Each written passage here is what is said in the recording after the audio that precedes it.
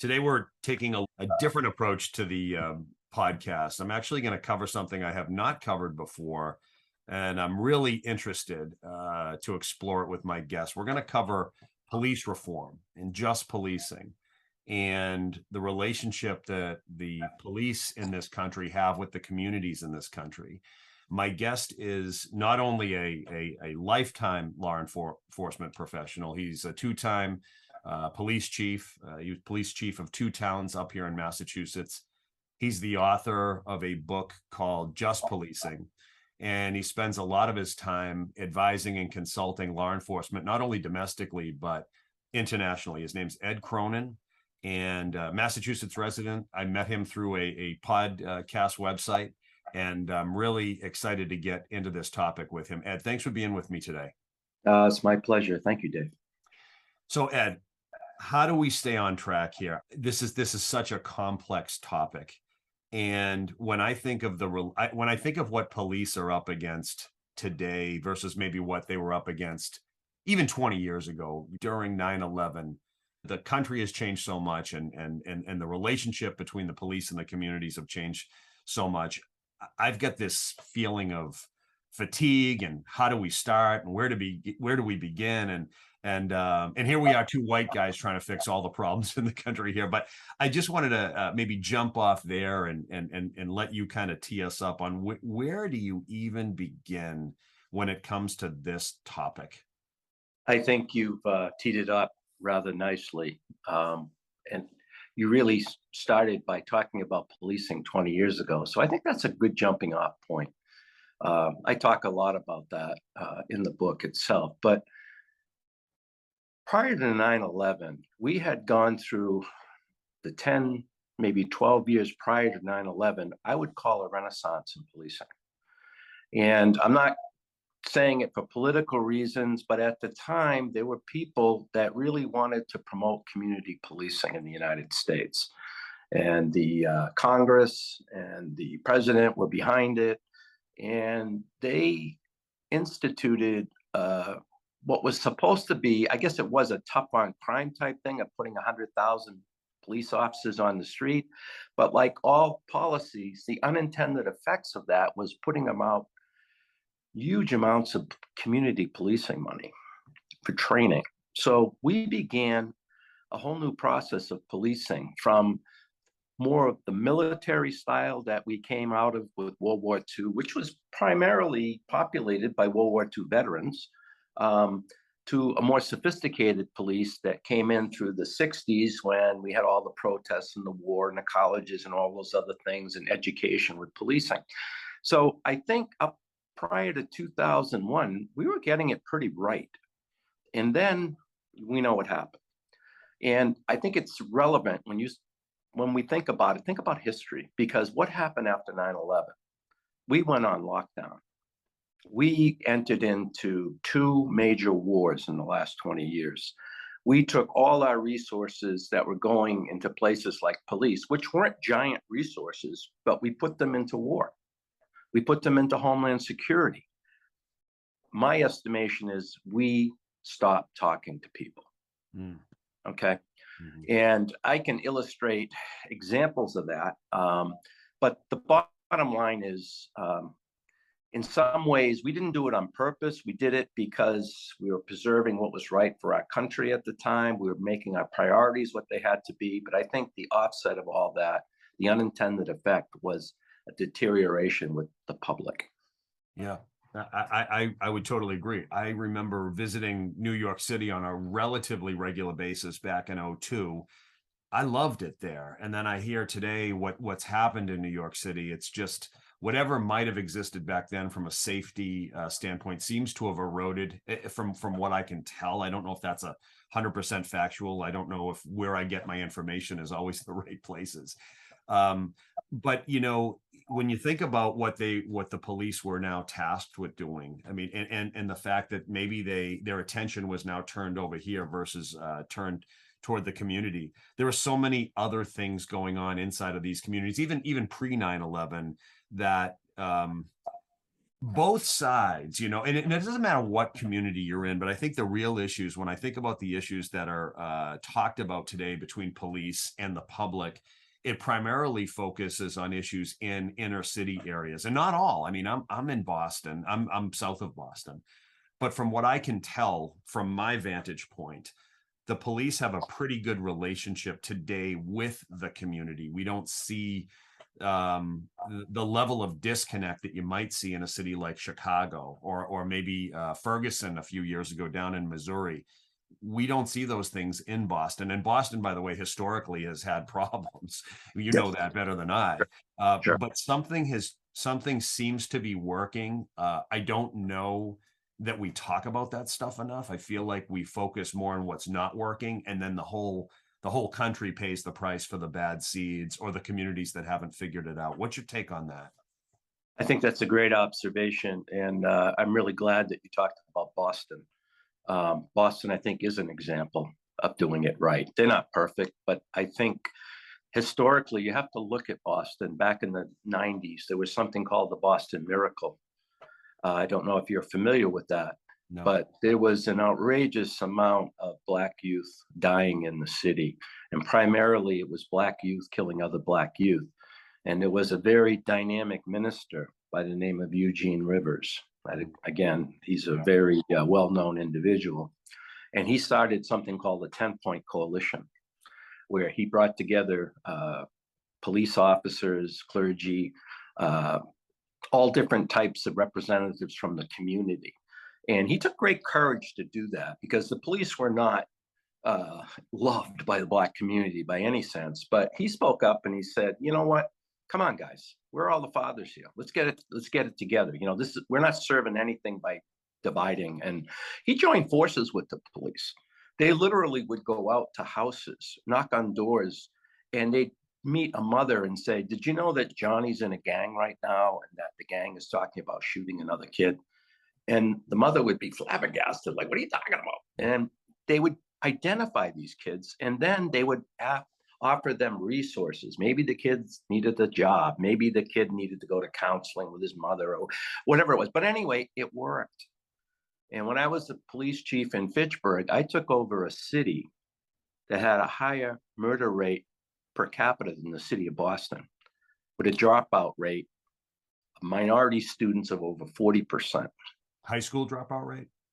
Minority students, yeah. I was chief of Crime City. Mm-hmm. And I was brought in to take care of the situation and increase enforcement, especially those Latino kids that were killing each other. And to make a long story short, really, I ended up going to Boston, and I sat down with the 10-Point Coalition, and I went to the neighborhood meetings where they would bring in, religious people, police officers, social workers, people from the court, neighborhood, just involved neighborhood people. And I saw their model, and it really was great. And I went back to Fitchburg, and but my problem was I didn't have a large Black population, so I didn't have a Black church to reach out to. So instead, again, it's a long story, but I found out through a brilliant Latino woman that I began working with that the leadership in the Latino community in my city were the mothers. And I began to meet with groups of mothers, and I took a pasting, but I didn't say anything. I didn't defend anything. You're racist, you're this, you're that. The schools are racist, this, you're that. So anyway, after a period of time in a process, I gained their trust. And again, I'll just push it ahead. But today, Fitchburg had one murder last year, and the dropout rate for minority students is below 8%.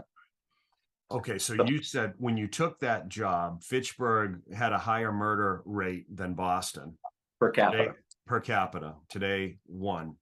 And then you said the high school dropout rate for Latino students was 40% and now 8%? Below 8%. Below 8%. And you attribute that to the relationships you developed with the moms. That's where it started. That's where it started. And I also, one of the wonderful things I've had the opportunity to do was when I was at the police in Fitchburg, when I was the chief, I began taking courses in Suffolk in advanced graduate school, and I found out about this concept called systems thinking. And this Latino woman, this brilliant woman, was also being mentored by Peter Senge from MIT. So we were both systems thinkers. We put together a process. We brought the whole community in to find out what the root causes of crime was in our community instead of those people.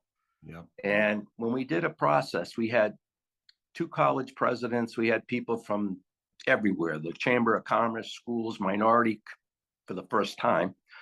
And they came out with 2 things. One, systemic racism. Mhm. And number 2, lack of economic opportunity for at-risk youth.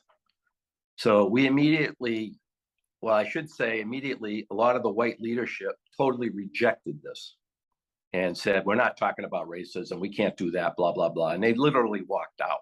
Mhm. But I stood up as a police chief, the white guy, and I said, yeah, we are going to talk about this. Okay. Because I had their trust.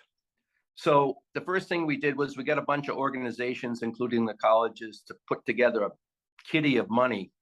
And I took money that I was confiscating from drug dealers and used it for jobs for kids. So that summer, the violent rate went down because we were employing kids who are at risk. And then we ended up over the next year or 2 having conversations about racism.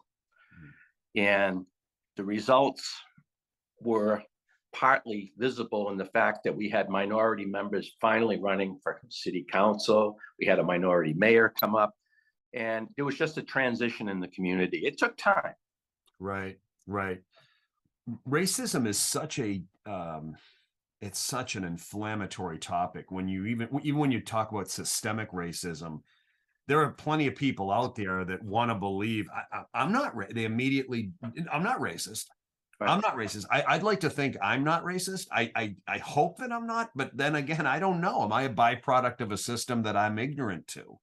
And I was doing some reading over the weekend about redlining, and I was doing some reading on the weekend on the New Deal. And I don't know how you probably know more about this than me, but some of the decisions made as a result of the New Deal when Roosevelt implemented it or whatever, some of the decisions made then on lending rules around lending to minorities or building up affordable housing. It was the decisions made back then that now we're paying the price for today. And so here I am. I like to think that I'm somewhat educated and I have a clue as to what's going on. But there's a lot I didn't know. I kind of knew it at a light level. And so there's just something, if I was on the other side of this, I'd be saying, what the fuck took you so long? Pardon my language, because I was watching over the weekend. I don't know if you saw the movie Spotlight. It's about the Catholic Church and all the. There was a scene in the movie where one of the people, and his name escapes me, and he's talking. He was talking to the folks from the Boston Globe about child abuse and sexual abuse, priests against the children. And he got so frustrated because somebody asked him, well, can you tell me more about this, or can you explain this to us? And he had a box of evidence that he had sent to them 5 years before, and he's just shaking his head, saying, "You've had this information." And I think that same logic applies to systemic racism or some of these undercover problems that have been around for a long time. Some of these communities, they've known, some of the people know about it, and they're saying, why are you just realizing this? So can you comment on that? I'm kind of going off here. No, I think you're right on the money, Dave. And I was very pleasantly surprised you brought up Roosevelt. Because the New Deal was a fantastic thing that helped many of us today, people like me that are getting a check in the mail. But many compromises were made to get that done because they had to get the Southern Democrats on board. Right. And there were things that were put in place that suppressed rights for Black people. And his wife, Eleanor, who was the real true patriot, was, enraged by it. But he felt like he had to do what he had to do. I think you have to go back even further. There's a great book out there called Race and Reunion by David Blight. Mhm. I read that book many years ago, and it just completely flipped my whole. It turned the camera on in my head. I saw the show for the first time, and just very basically, it starts with the end of the Civil War, and basically, I'll jump right ahead and say that they tried Reconstruction, it failed. They brought back Jim Crow. Um, we went through this whole thing with the Ku Klux Klan. We went through suppression in the South, voting rights, all the way up to uh, the civil rights movement. And I'm just glancing over it because there's so many facts involved in it. Right. But even today, we're fighting it again with voter suppression. It hasn't gone away. And, like you said, you and I are white guys, all right? I'm privileged. I'm not affected by all this stuff. But Right. I know through my heart that if we can get beyond this stuff, we can be such a stronger country. Right. Right. That's why I'm writing. That's why I wrote the book. Well, it's you're in a never ending, battle's a bad word, but you're kind of in a never ending battle against ignorance and fatigue. I think. And it's maintaining the energy and the commitment, the conviction to keep talking about it. You talk about voter suppression, which again, even that I didn't quite. I'm like, what do you mean voter suppression? Anyone can vote. I could ignorantly make that comment, but if you live in an area where you had to drive 5 miles to vote or whatever, or you couldn't access that place because you were working all day, or you don't have the transportation or the childcare to find the time, those in and of themselves, those situations cause voter suppression. Going back to the public housing, New Deal. When I first read about it, well, housing was developed for men returning from war, for example, white community soldiers, whatever. Fine. And there were also houses, public housing built for minorities or black people at the time, but they were separate. And when I first read it, I thought, well, you know what? When the Italians came to this country and the Irish came and the Polish came, they all lived in their own neighborhoods. But it wasn't planned that way. It's just kind of how it happened. It wasn't a plan, whereas the segregated housing was a plan. Then couple that with the lending restrictions, where the FHA would not insure mortgages for black people. So if they weren't going to insure them, they couldn't get them, which means you're stuck there. And then they would subsidize whites to leave those neighborhoods. So they made it available, suburban housing available to whites, and actually subsidize it. But the lending restrictions didn't allow the same things for black people. So I didn't know that. I mean, I kind of knew it, but I'm sitting here thinking, God, and so when you think about right now we're talking about white and black, but to your point earlier, it impacts Hispanics or any minority. It could be any community. And when you think about how liberally the word racism has been thrown around, it's so easy to say, this is not a race issue because Right. I'm not a racist. You know what I mean? Right. And how do you get into a conversation with a person, and just how do you open their mind to maybe consider, I know you don't think you are, and I know you're not choosing to be, but your ignorance is making you occur that way, right? Mhm. Right. What are your thoughts on that? How do you open that dialogue? Well, I can only talk about the work that we did in Fitchburg, because one of the things that I pride myself on being is an evidence-based person. Yeah, we can have discussions and put things in, perspective or opinions and stuff, but I want to see results. And when I talk to you about where Fitchburg sits today, where it was 20 years ago, those are results. Right. And I'd have to go back and look at that. Well, how did that happen? All right. And I think you're talking right around it. And what we found when we decided to do this project, I had a newspaper in the city at the time that was very, what's the word I'm thinking of when you have a newspaper that full of yellow journalism and, just wanted to put crime on the front page every day of the week. And they had a ball with us. Right. And then at one point, the editor calls me up and he says, "Hey, Chief, you know what?" He says, "There's a lot going on and all this stuff. What do you say we have get together and put some type of committee together to do something for kids or something like that. I said, yeah, okay. So, but he didn't realize it, but I was a systems thinker at the time. And so was my friend Syra. And I said to Syra, let's do a systems thinking process to have those discussions, okay, that you were talking about, how you get people to open up. And we brought in, the colleges gave us like $20,000, and we brought in some consultants who were experts on systems thinking, who did a training for the community, all representatives, about 50 people in all.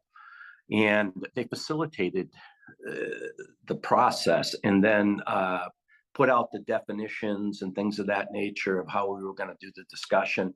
And then we used what were called causal loops to look at what was happening when crime occurred and what we did about it. And then when we started to follow the looping, as our organization did, you began to see that we were full of fixes that failed. Mm. Like putting on 25 more police officers didn't do anything. At one point, I increased the search warrants for drugs in the city from 21, roughly, one year to something like 140 the following year. And no significant difference. So then we began to have conversations with minority people that were facilitated so that people could speak freely and uninterrupted. And it began to come out. Right. One woman was talking about the school system. Okay. They're racist. They're racist. So I went up to the high school one day during the middle of all their conflicts. And I see one of the disciplinarians outside screaming at a kid in front of me. He's a Spanish kid, a Latino kid. And he said, whatever his name was, Jose, you're 16 next week and you're out of here. So in Massachusetts, when you're 16, they can throw you out. So that's how they dealt with it. Right. They fire them. They basically fire them. Right. And right. But it's a massive failure. So, and where do those kids go when they drop out? They come to me, gangs and crime. So we're not looking at a crime problem. Right. We're looking at a society problem. And the key to it is the police are a very powerful symbol of the community. And if the police, which I found, take the leadership role in addressing this issue, you can get a lot done. Well, yeah, but with a lot of help. You referenced Boston and the community leaders there, and the police. You've got to overcome the perception of the police. Now, my perception, not that it matters, because I look like all the police officers are in my town. I have a good perception. I think these people are fantastic. I know them. I know their families in some cases. They know my family. No issues. I think I would just say, and not only just police, I would say anybody, by and large, the masses in any demographic, whether it's color, gender, industry, the masses, I believe, are good people. They are. And so I think we have to fundamentally start with, there are good people on all sides that want to make things work. If you don't start from that place, though, if you start from a place of closed-mindedness or ignorance, you're screwed. But if you start from a place of, there are good people over there, we've got to somehow get folks on both sides, not only on the police, because yes, police reform is necessary. I get that. But there's community reform and mindset that's necessary as well. And we can't get there without families, schools, religion, or whoever else impacts the mindset of that community. The police can't do it alone. No. And the thing that concerns me, and I don't want to get too, I hope we can cover all this without going too off track. But I've had conversations with a number of local police officers that just want out. They're so done with, we're not wanted anymore. The belief is, people don't want us around anymore. It's not worth it. There's too much risk. They've made our jobs too hard. I want out. And that's a real dangerous situation, because the reality is I believe most communities do want safe policing. They do want a collaborative relationship with the police departments. But we've created this messaging through whatever, media, social media, politics. I don't know what the hell happened, where we've demonized police officers. And no matter how much you're willing to stand up and say, hey, it's on us, we're going to lead this charge, there's fatigue within your department saying, thanks, Ed, man. I don't have it in me. Let the next folks figure it out. You running into that at all, or? Well, I'm hearing a lot of it for sure. And I think you're 100% accurate that there is a lot of fatigue out there. But I think like anything else, we look for quick fixes, and they're not happening. And one of the things, I'm a history buff too. Okay. And if you go look at modern policing today, modern policing started in 1820 in England. Okay. We're only 200 years old. That's a speck of dust in time. Why can't, and I get the underlying thing that you're saying, because regardless of why we're at where we're at, people are hurting right now. And I can't change that, but I can, as a leader, speak, and through leadership, try to bring things out in a different way. One of the things, like, the big thing about Black Lives Matter, okay? And then right away you hear people, Police Lives Matter. That's not the issue. Right. The issue is looking at the past and helping to correct the mistakes that were made in the past. Unfortunately, the police are just a reflection of what society wants. Mm-hmm. And I would say that in our state, Massachusetts, we've been pretty lucky with this whole thing, because we've been on top of it a lot more than a lot of other places in the country. But, I really think when I talk about reform, I'm talking about, let's look at some new things that we can do. All right.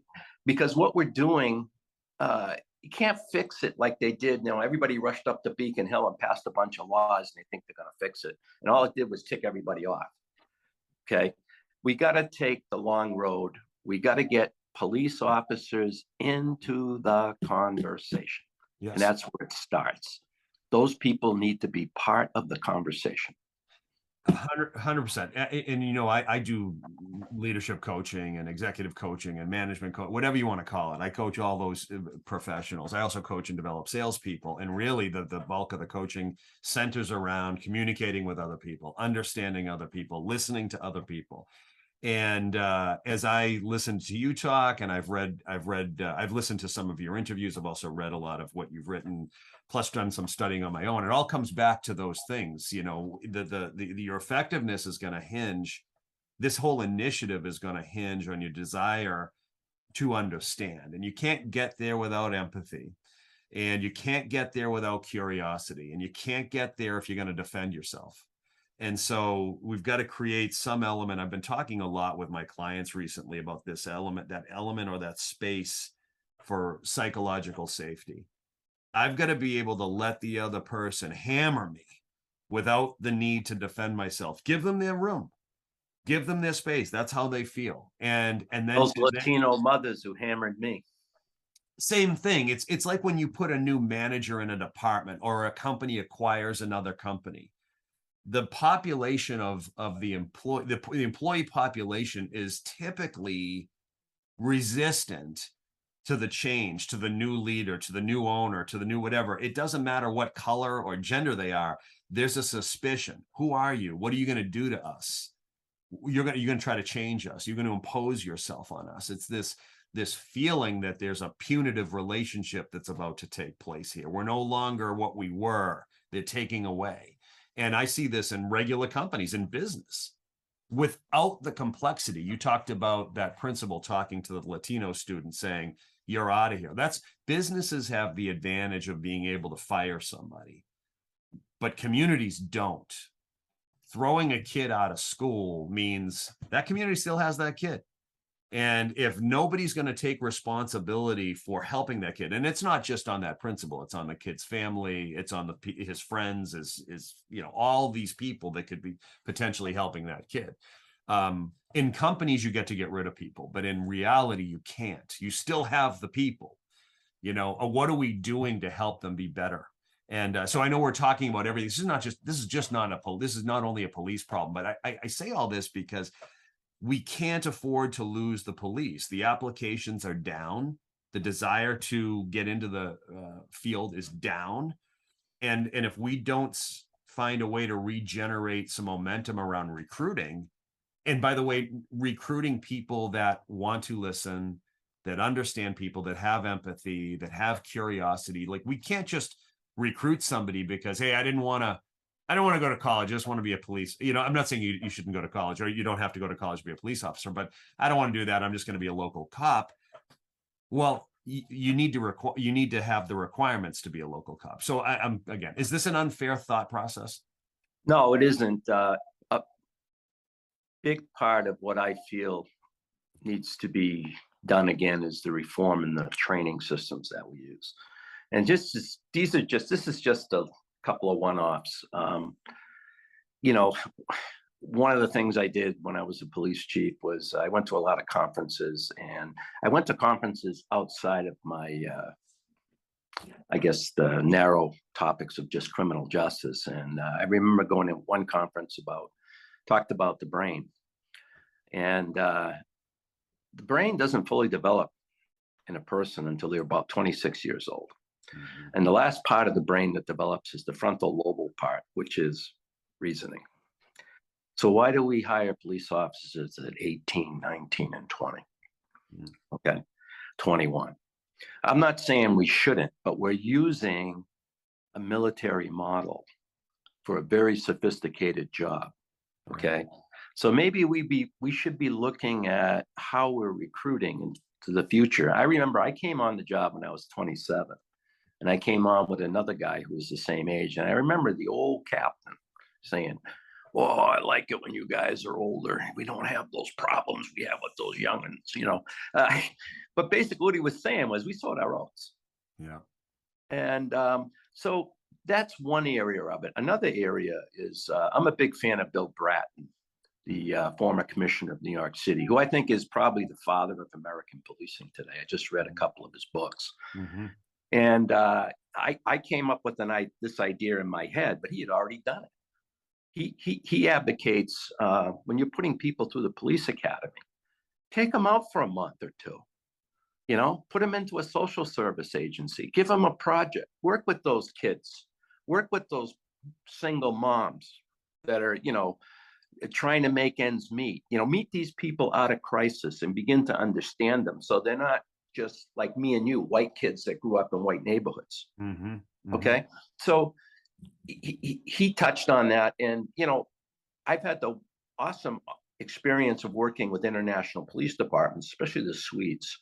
I've been to Sweden. I've been to their trainings. You don't become independent on the street until you've had 2.5 years in their police department. Wow. Okay. Yeah. You go 6 months, then you go out for 6 months, you go back in, go back out. You have training, you have facilitating, they take it as a much more in-depth job. You basically get a college education while you're going through the training, maybe like an associate's degree, but we can do things better. Yeah. Okay. And that's where I see the differences. So how much, we talked a little bit about race earlier. When I think of the police, I can't believe I'm about to say this, but I think, oh, it's a bunch of white people policing the country. And the reality is it's not. There are plenty of minorities that are policed, but my perception is, white guy, blue uniform, and that's just how I think of it. It's inaccurate. It's short-sighted. I totally get that. But if I'm being honest, that's what comes to my mind. And even though it's not true. Is that the perception? Would you say that's a standard perception across the country where we've made it a race issue because our perceptions are false? I'm not sure it's that. It could be some of that. I just think that, a lot of the turmoil that we've had has brought to light a lot of things that, in the past, were kind of glossed over. Let me give you a quick little example here. Ferguson, the shootings and things of that nature. It was almost like clockwork. unfortunately, every time there was a shooting, it seemed like a white cop was killing a black kid. And then the next thing that happens is half the city burns down and blah, blah. It just kept building. When I was the police chief in Fitchburg, after we had gone through a lot of the processes and built up the relationships, and that's a key word that I'd like to use. You mentioned coaching. All right, I'm also an executive coach. And, you talk about listening and all those other things, but building relationships to me is the key to everything that I've ever done. So I had good relationships with the minority leadership. And I got a call one night, middle of the night. The state police had chased a car into Fitchburg. It was a Fitchburg kid, a black kid, about 19 years old. He was some type of traffic violation. They chased him into Fitchburg, and one of my officers got involved in it and ended up blocking the car. And to make a long story short, the kid panicked, tried to run his car towards my officer's car, and the state police officer shot him and killed him. Okay. Now, stop it right there. If you put that scenario in 2 years ago here, Fitchburg burns to the ground. All right. What happened in this situation? I got a call in the morning when I got to work at 8 o'clock from a black minister that I've had a great relationship with. And I picked up my phone 8 o'clock, and he said, "What happened?" He didn't say, "Hi, chief." He said, "What happened?" So I said, "Look, Tommy, this is what I know. I didn't start this. I got to talk to the DA bullshit and all that stuff." Okay. Told him exactly what I knew and happened. And, basically my officer, who was also black, said that if the trooper didn't shoot him, he was going to shoot him. All right. And he knew our officer and all this other stuff. And he said to me, "Chief, if you say it, I believe it." All right. And then we ended up having protests within the city, but there was absolutely no violence. And the black community came out and said that the police department were the only transparent people in the community. Mm. And I ran into this minister 3 weeks ago, and I didn't remember this. This happened a long time ago. And he told me, "Do you remember what you told your sergeant on the street that night?" I said, "What are you talking about?" He says, "Well, your sergeant told me that he called you, and he said there were all kinds of people around the car and very upset and all this other stuff. And the sergeant wanted to know what to do. And he said, you told them, block the street off and let them grieve." And I didn't remember that. Wow. Yeah. We didn't have any. There was even a big editorial written by the black community about how the police responded. Yeah. So what I'm trying to say is, we're just a little niche here in Fitchburg. Yeah. Somewhere along the line, we got it right. Yeah. And I think there's a pearl there. Yeah. Well, that's the psychological safety piece I was referencing a few minutes ago, is you got to give people permission just to vent, or to be angry, or to be judgmental, or to verbally abuse you, in that moment. Great moment. Great comment, Dave. Yeah. And because ultimately, as long as I fundamentally believe, if you give people, anybody, that space just to be human, you have a chance at maybe connecting. But you can't slip into, let me just explain, I want to defend myself, you don't know what you're talking about. As soon as that happens, you're done. You're done. And those are the skills, like when we talk about recruiting, those are the skills that should be fundamentally required of, quite frankly, everybody, but in this case, police officers, or school teachers, or school administrators, or community leaders. I think, historically, in my profession, people skills, listening skills, psychological skills are downplayed as fluff, soft. We don't have time for that shit.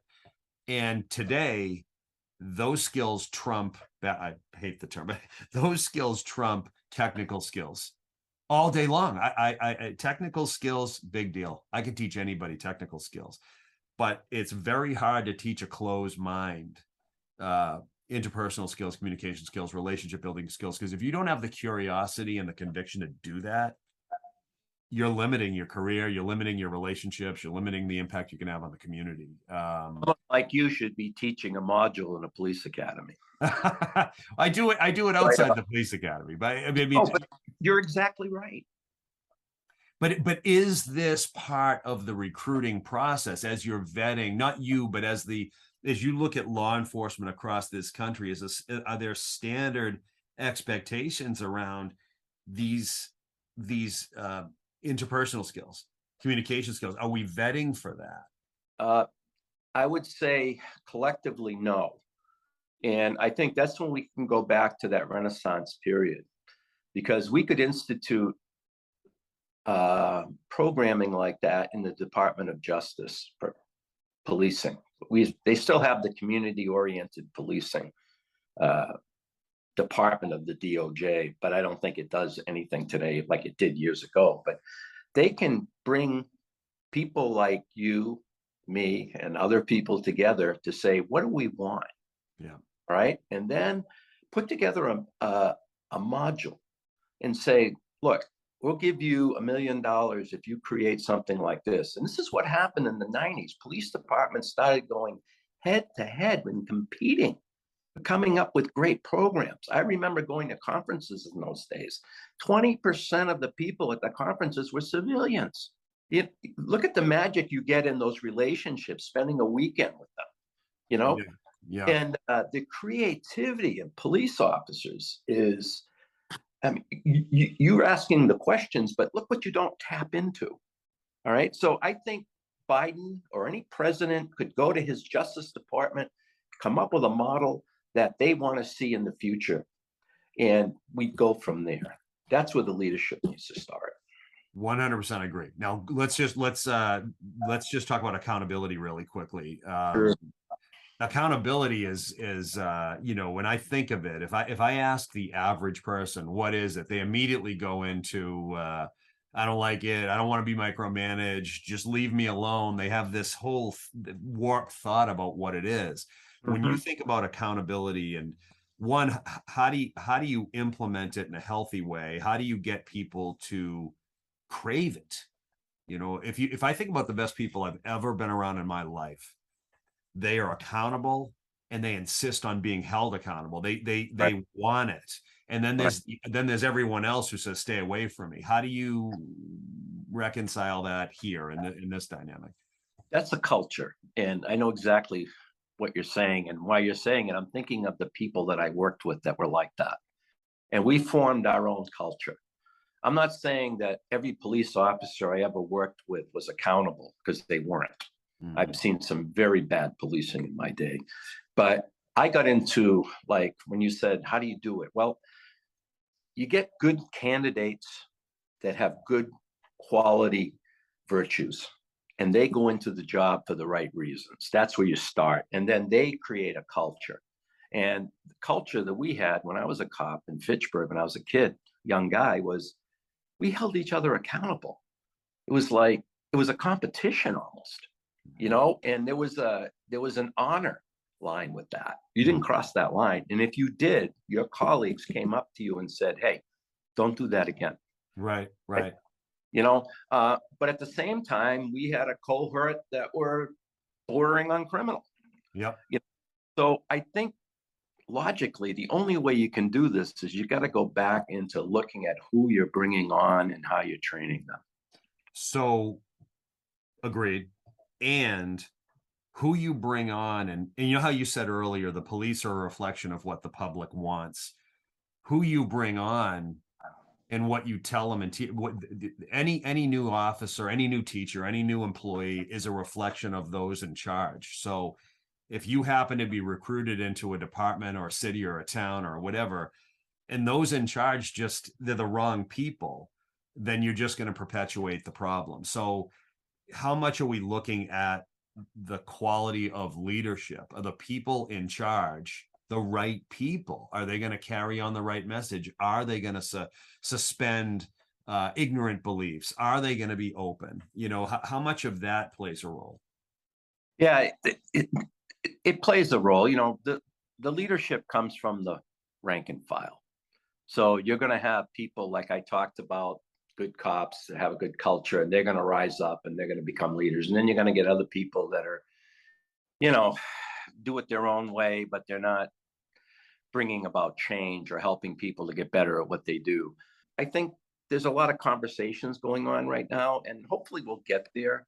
But I don't have, I don't have the answers off the top of my head. But No, that's okay. That's okay. I mean, we're not, like I said, we're not going to solve all these problems on this in this conversation. But I think about, I always rinse everything against what I do and how I spend my time, and it doesn't really make a difference what I'm hired to do if it's to train and develop an executive team, train and develop a management team, a sales team. It doesn't matter. What matters is who's in charge of this place and what kind of tone are you setting. If you give me a group of really smart VPs, for example, if they work for a nutso CEO, there's only so far I can take that team. And so when I go into a company, the first thing I'm assessing is are you a good person? Is this a strong executive leadership team? Are you a strong founder? If you're not, or do you have strong, sound-minded investors? If you don't, any flaws up there are going to trickle into the ranks. And eventually your good people are going to get soured and they're going to move on. right. Or and then the worst case is your mediocre people or your people with less of a voice stay and erode. And until you hold the highest level of person accountable, you really can only make so much impact. And so anytime I take on a new client relationship, I do everything in my power to grab the person at the top and make sure they're focused. More often than not, I'm successful. Every once in a while, you've got somebody who's just not willing to expose themselves or go there. And then those relationships aren't as successful. I think the same needs to be applied in order for the work you're doing to really have impact. You got to grab that person right at the top and say, if you're not in, I can't help you. Yeah, and it's hard because historically, policing in most major departments are civil service departments. And a lot of that's changing now. A lot of them are getting out of civil service, but it literally limits the candidates to certain people that take the exam. It doesn't, you don't go out and get the best candidate. Right. When I was a police officer, I was very fortunate to get a really good education at UMass Lowell. And part of that education was working on my master's at Oxford University. Took some summer courses there as part of it. And I worked with the Thames Valley Police a little bit. And back then, they were using restorative justice practices that we're just starting to use in the United States. And basically, he was telling me, this young officer, about a kid that was stealing cars. And basically, he caught the kid, and he has the authority to bring the kid into the police station with his parents if it's all doable, and bring in the victims and people that are affected by all this. And they have a structured roundtable with everyone in there talking about how they were affected by this. Wow. And then the kid, I'm skipping a lot of the process, but then the kid hopefully will apologize to them and be sincerely sorry and understands. And what's the plus of that? Well, if the guy missed 2 or 3 days of work, the kid pays him. Okay. If he banged the car up, he's going to fix the car, have it fixed, or his parents are going to have it fixed.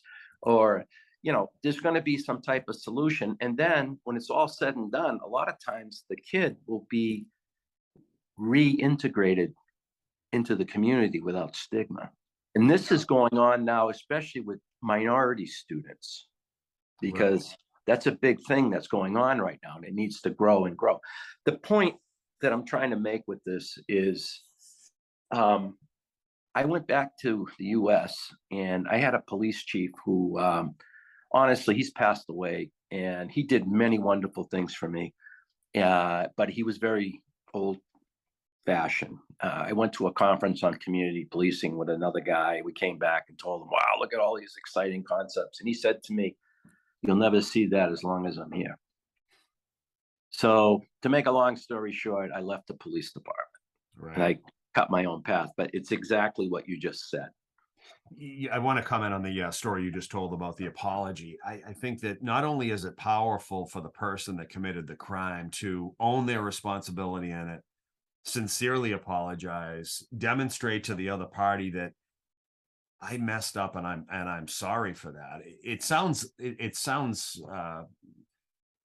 corny for like somebody who's not really thinking about it. It can sound corny, but the reality is you're also freeing the victim, because so often the victim holds a lifetime of grudge or judgment or anger or whatever, and they poison themselves with that. I'm always so amazed at the person or the people that can forgive other people, because what they do is they let themselves out of prison with the forgiveness. And that's kind of what, doesn't that allow that indirectly, what you just described?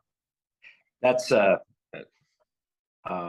surprised we haven't worked together at some point, but no, that's exactly the freeing part of it. And you know, when they looked at these cases um, that went forward, a lot of them that didn't have that type of access. Once you get into the system could care less about you. Yeah. It's all lawyers and judges talking heads, and that's what builds all that resentment up that you're talking about. Right. You know, this whole thing with restorative justice is an indigenous practice. Mm-hmm. You know, we got it from New Zealand with police officers there who were dealing with indigenous peoples, and they had practices that they used to bring offenders back into community, and the police took the model. All right. So, and it's a very powerful model. And, you know, I often, when you talked about, you know, what could we do differently in the future? We need to teach that in the academy. Yeah. Yeah. I could talk to you all day, and I know I'm not going to do that, but let me, I'm going to defer to you, Ed. What didn't we cover? Anything you want to say before we wrap up? Anything whether, how do people reach you? Is there a message you want them to hear before we wrap up? You tell me, you take us home.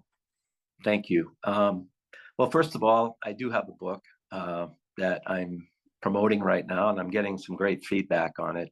Bill Bratton just wrote a beautiful review for me. The book is called Just Policing: My Journey to Police Reform, but it's also a memoir of the type of life that I had prior to being a police officer and the lessons that I took from growing up in a really dysfunctional household, and knowing what it's like to be isolated. So anyway, that book is available. It's you can get it on my website, www.justpolicing.org. And also it's available on Amazon and Barnes and Noble. But in closing out, I'd say that this discussion that we had today, I believe, is a model for the discussions that need to occur in the future. And you hit the nail on the head when you said you got to bring the people that are involved and affected. You know, the cops that are hanging their heads right now, they need to be part of this conversation. You know, the single mothers that are out there, they need to be part of this conversation. And I'm an up person. I look at this as an opportunity. Mm-hmm. You know, we're only 200 years old, and we can do better, and we have and can develop great leadership to do that. Ed Cronin, thank you very much. I enjoyed it. Thank you, Dave. It's been my pleasure.